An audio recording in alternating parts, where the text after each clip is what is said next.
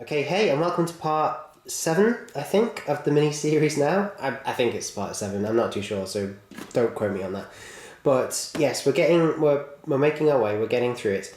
And this particular pack is again by Hornby, and this set is called the Kunada. Now, I'm afraid the box, again, doesn't give anything away, and once you take the lid off, nothing. As is typical with this type of Hornby packaging. So what I'm going to do is open up the box, get everything on the top, and then go through it.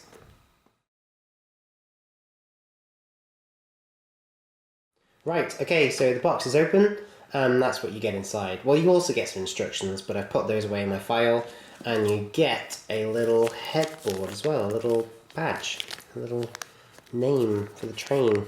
See, the Kunada, which is rather nice. But again, we'll come back to that in a bit. Okay, so you get 3 Pullman coaches. Now, they're not the premium Hornby Pullman coaches. The premium Pullman coaches are exquisite with light-up tables and everything. Well, light-up lamps on the tables. The tables don't glow. But these are not the premium coaches. They are, well, they're more or less the railroad coaches, to be honest. They're quite basic. But what you do get is a premium, well, I'm pretty sure it is, a premium rebuilt Battle of Britain class locomotive. And there she is. Wow. Now, before I actually look at the locomotive in detail, and as you can see there's quite a lot of detail to look at, I'm going to talk about the locomotive a little bit first. So yeah, these are rebuilt Battle of Britain class locomotives. Now what does that mean? Well, to help us, we're going to just have a quick flick through the Hornby catalogue. Now this is the Hornby catalogue from 2010, sorry, this is the 2010 one. But I think they're in any, so any will help, any will do. Here we go, so there we go, West Country and rebuilt West Country locomotives. And that's basically like the one we're looking at down there. I think, yes it is, it's a rebuilt. It's not a Merchant Navy. These locomotives are often confused with the Merchant Navy class, but the Merchant Navy class was a bit bigger, a bit heavier, and these are light Pacifics. These were known as light Pacifics because they are a Pacific configuration. Look, they have 4 wheels at the front, and then 6 main driving wheels and 2 trailing wheels. So that's a Pacific configuration, but they were known as light Pacifics because they didn't weigh very much compared to Pacifics like those built by the LMS and the LNER. So basically they started out life looking like that. Now it's not technically streamlining, it's sort of what's known as air smoothing, which is what I found out when I read about it. And basically it runs all the way down the body and was supposed to increase performance, it was supposed to help, but it wasn't very good. It was quite terrible actually.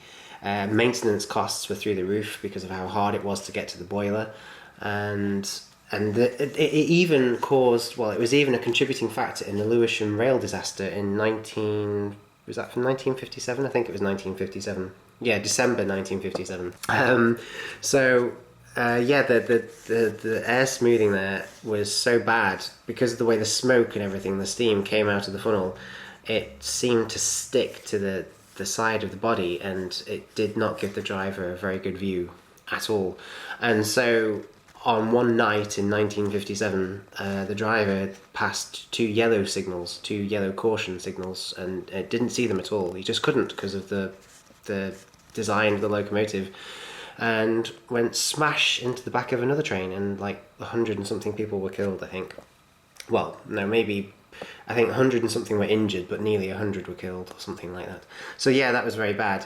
And so they took the streamlining off. They took this air smoothing casing off, and then ended up with this. Well, it wasn't done to all of them. I don't think it was done to all of them. I think it was done to some of them.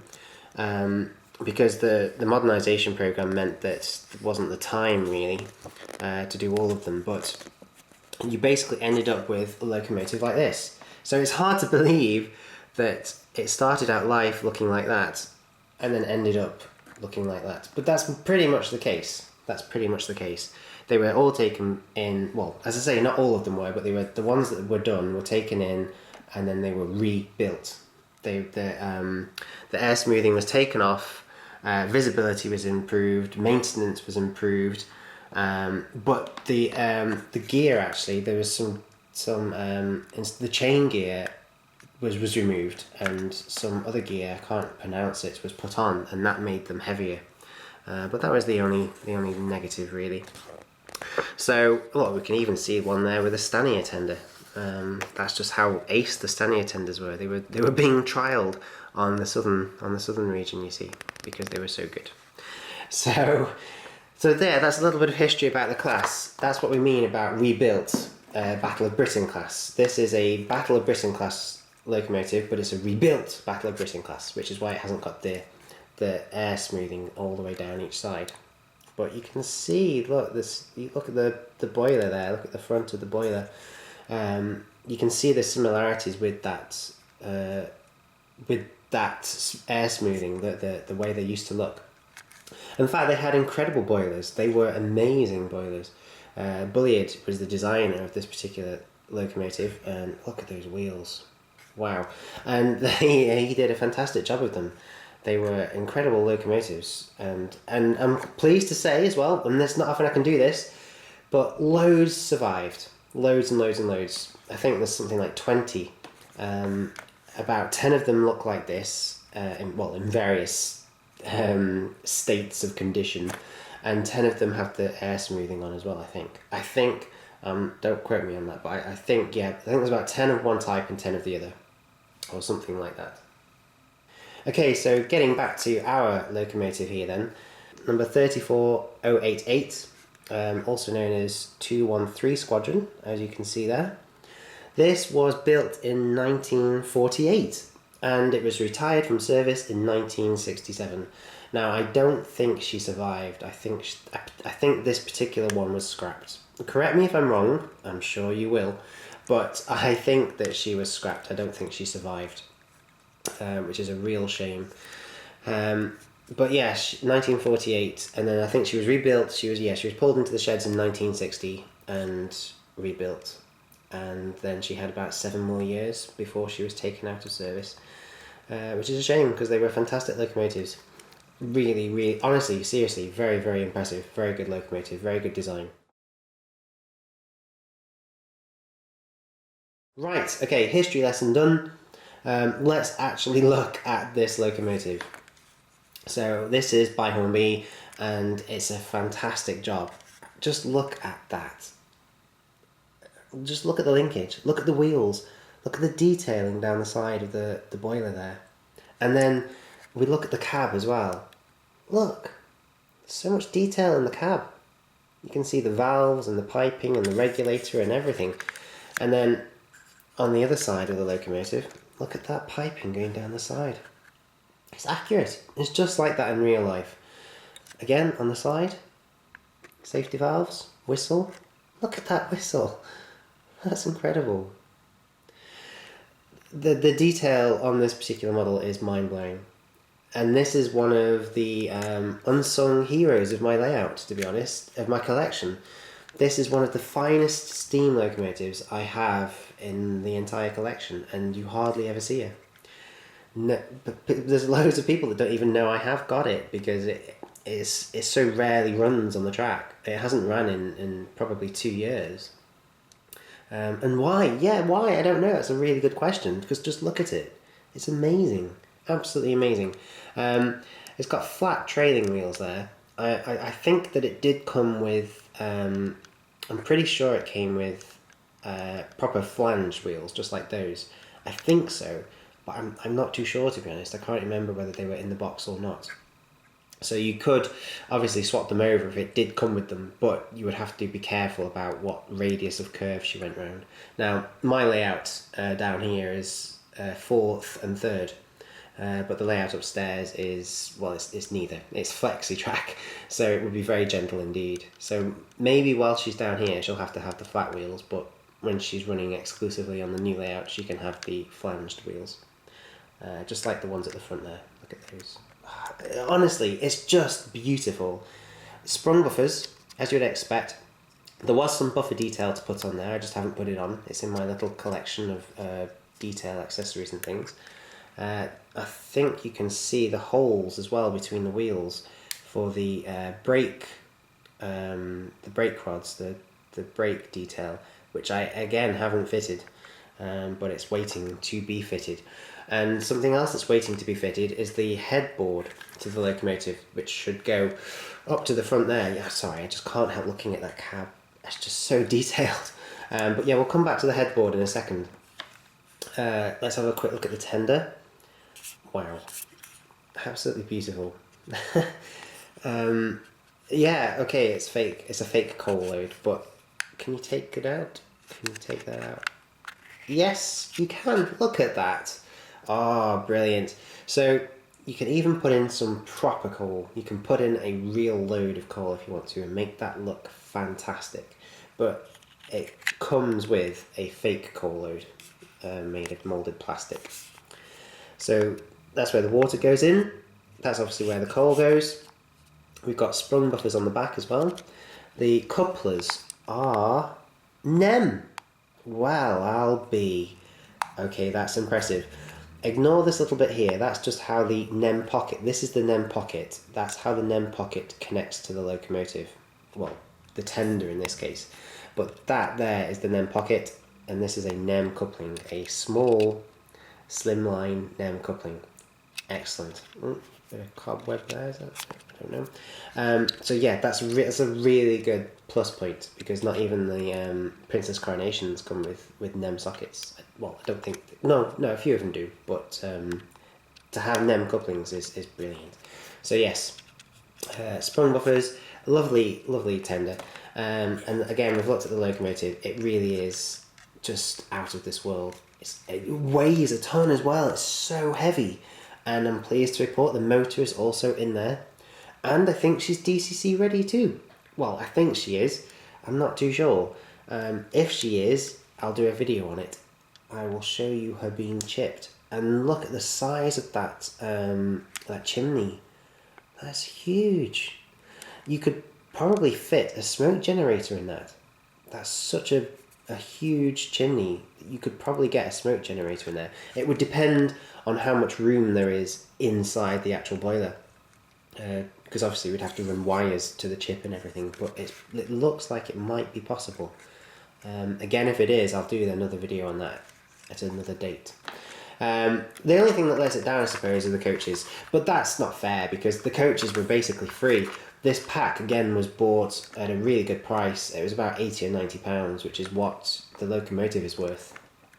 So the coaches were free, and these coaches are, well, look at them. They're not bad, but they're not brilliant. I mean, these particular ones have a grey roof, but I've got ones with a silver roof, and I've even got ones with a white roof, which are premium Pullman coaches. So that should make for an interesting train, shouldn't it? But yes, the coaches are quite basic. They're not bad. I mean, look, you've got little lamps on the tables, and you can see the seats, and the livery is pretty good. And they've got, some of them have got names, and then some of them have got numbers. So that's authentic. That is quite realistic. But there's no sprung buffers. The couplers are huge. There's not very much weight to them. They're quite light. So I guess if you were buying this set and you were really serious about your model railways, you're like hardcore, then you would probably get the locomotive, because the locomotive truly is exquisite, and you would get rid of the coaches and just replace the coaches with your own. But you don't need to do that. The coaches aren't bad. When it's running around the layout at high speed, it will still look pretty cool. So it's an option, isn't it? It's available to you. You can do it if you want to. Okay, so I've talked for ages again. I've given you loads of history, loads of facts and information about the class and this particular locomotive. We've even talked about a rail disaster that happened with Spitfire, yeah, one of them was called Spitfire. That was the name. I couldn't think of it at the time, but yes, it was. This one's 213 Squadron, but there was one called Spitfire, and that was involved in the accident there in 1957. The only thing I haven't explained is the name. The name of this pack is the Cunarder, as you can see from the little headboard there. Focus. The Kunada, and it was called the Kunada because Kunaders were, well, they were a manufacturer of steamships, weren't they, of luxury ocean liners, and this was called the Kunada because it basically steamed out of I think it was London Waterloo, and then zoomed all the way down the south coast to Southampton, where there'd be a waiting ship, a huge ocean liner, which is why they're Pullman coaches, because the kinds of passengers that this particular train would have pulled would have been very wealthy, very rich, very, very posh people. Well, usually, you know, and they would have gotten off the train, straight onto the ship, and yeah, gone off on an incredible voyage around the world or to America or whatever. So, there we have it, the Cunarder, the 213 Squadron rebuilt Battle of Britain class locomotive with 3 Pullman coaches. Amazing. Okay, let's get her on the track and see how she runs. Okay, so here we are at the layout, the world's most famous piece of skirting board. And let's just gently put the locomotive onto the track. There we go. Okay, she's a little bit tricky to put on, actually. Because of this front bogie here, this front truck, the way it swings about, it's actually quite hard. But there we go, that seems to be on. Oh, of course, I've not shown you. Gonna have to take it off again now. But look, I fitted the headboard to the locomotive, as you can see there, the Kunada. Can you see that? The camera is struggling to focus because it's trying to focus on the track in the background. But yeah, I fitted the headboard to the top of the locomotive there. And the little bag said to use blue tack, but I wouldn't recommend using that. I would recommend using this, a little tub of tacky wax. And it's only like several quid for this little tub. And it's basically like a sort of hair product, I suppose.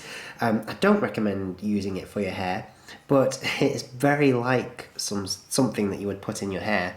And you just get a cocktail stick, snap one end off to make the other end all nice and blunt, and then you basically just scratch out a little bit, smear it onto the back of the headboard, and then fix it to the locomotive, just like that.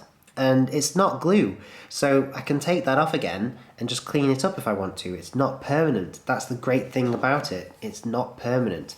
So it's fantastic for little bits of detail like this, and it's fantastic for people on the platforms, like when I'm actually going to be upstairs and showing you people on the platforms and sat on benches and things. Again, to use this tacky wax is fantastic because it's not permanent. So yeah, I recommend it. Anyway, okay, headboard is on the locomotive.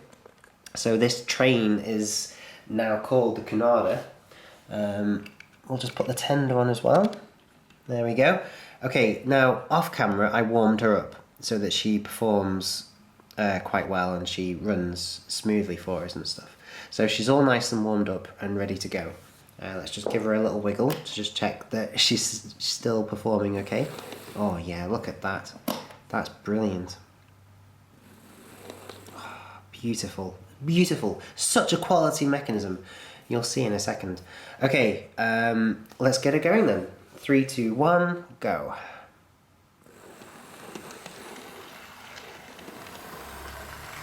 Yeah, honestly, the mechanism is just quality. Look how smoothly that is running.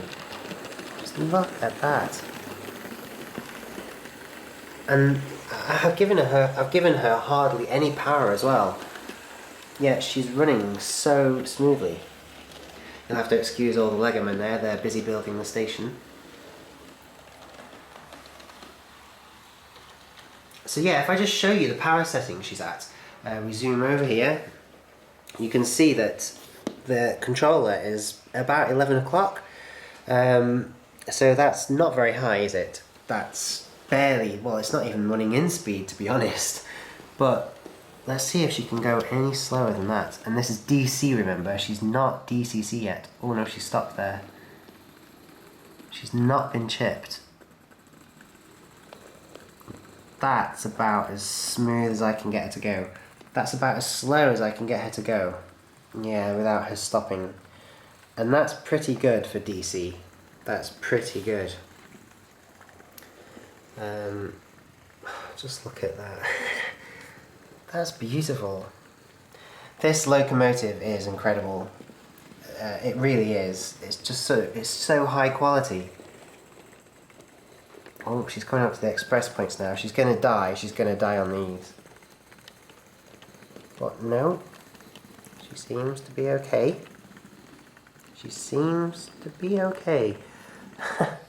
Oh, no. Okay, that express point there basically killed her, but she's managed to keep going. I don't know how, but she's still going. This is so hard for her. She's DC, she wants to just stop. There's so much resistance in that motor, it doesn't want to spin. And there's barely any power getting to the motor, because with DCC, all the power is there all the time, and the chip just throttles it. But with DC, the power literally isn't there, and there's just not enough getting through the tracks. But she's still performing so admirably. Just look at it. Oh, yeah, she's amazing. Really is one quality locomotive. Okay, well I've got her going a bit quicker again. So she's running absolutely perfectly now. No stuttering, no stopping on points, nothing. She's going at a much happier pace. Okay, I think she's gone around the loop of quite a few times now. Let's just stop her. Whoa. Yeah, she's gone around loads of times. Like seriously, because of filming and the way I have to do the editing and stuff, she's probably gone around about 50 times. Okay, so let's put these Pullman coaches on, and I think I've got some other Pullman coaches as well somewhere. Yeah, I'm sure I have. So how about I put on the original 3 that she's supposed to have, and then I put on a load more too, and see how that looks. Right, okay, so all the coaches are on. So these first 3 are hers. They're the ones that came in the pack, the Kunada, and they've got like a sort of dark grey roof.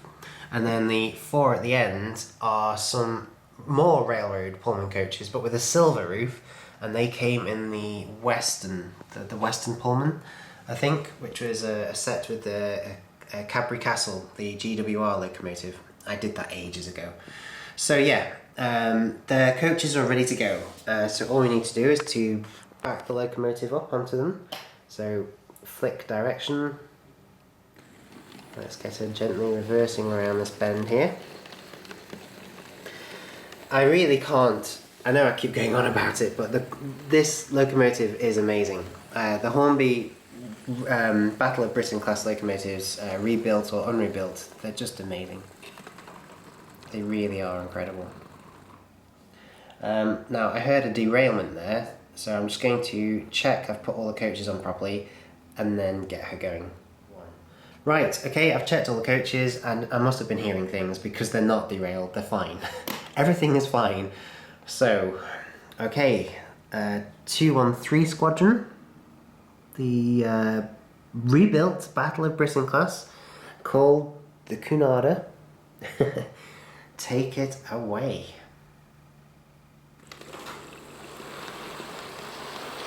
We'll start off slowly and then we'll speed up.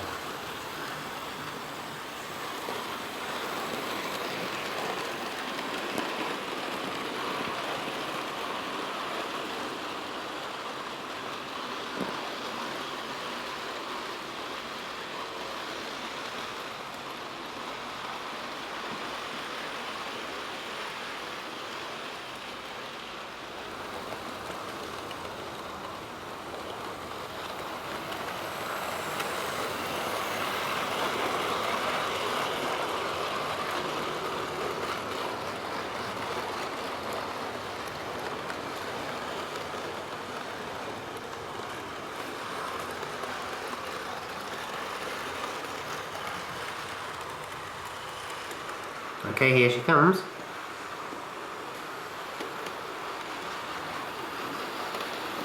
Absolutely incredible. Well, I've had enough of her going slow. I think we need to speed her up a bit. Yeah, go for it. Okay, so there she is over there. She's gone all the way around the layout again. Right, let's accelerate. Okay, I'm turning the controller, turning it more and more and more and more.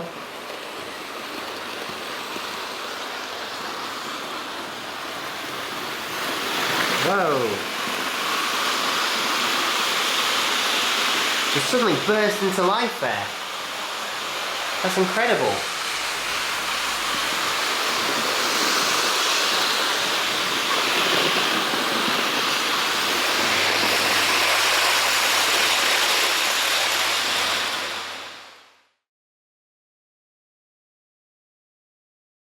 Okay, I think you'll agree with me that this is one incredible train fact from Hornby. An incredible locomotive, absolutely exquisite. And, well, where do you falter?